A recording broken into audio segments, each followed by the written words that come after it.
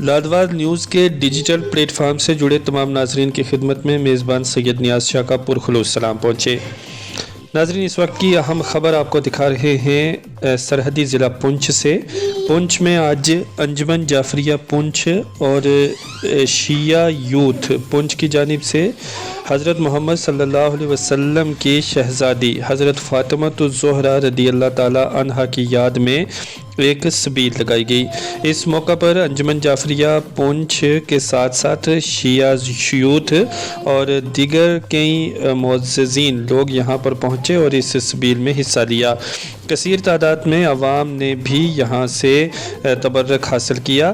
وہیں انجمن جعفریہ پونچھ کے اہلکاران اور شیعہ یوتھ کے ممبران کے ساتھ بھی ہم نے بات کی ہے۔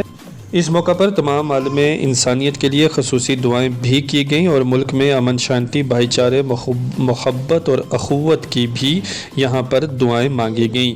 پونچھ سے پیش ہے لادوار نیوز کی یہ رپورٹ۔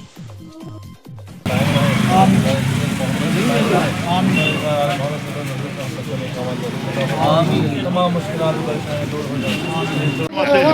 بتانا چاہوں گا کہ خاتون جنت جو ہمارے پروفیٹ حضرت محمد مصطفیٰ صلی اللہ علیہ وسلم کی پیاری بیٹی جناب فاطمہ سلام اللہ علیہ کی وفات کی مناسبت سے آج جو ہے یوم فاطمیہ جو ہے یہاں پر منائے جا رہے ہیں انجمن جعفریہ پونچھ کی جانب سے۔ اسی حوالے سے آج جمعہ ہے اور جمعہ کے موقع پر آج یہاں پر سبیل لگائی گئی ہے اور ہم اس مناسبت سے لوگوں کو بھی یہ پیغام دینا چاہتے ہیں کہ جس طریقہ سے جناب فاطمۃ الزہرا سلام اللہ علیہ نے اپنے بچوں کو تربیت دی اور ایک انسانیت کا درس دیا، اسلام کی بقا کے لیے اپنے بچوں کی قربانی پیش کی، اسی طریقے سے ہم کو بھی ہمیشہ جو ہے ایثار اور جذبے کے ساتھ ہمیشہ انسانیت کی بقا کے لیے ایسے ہی کام کرنا چاہیے۔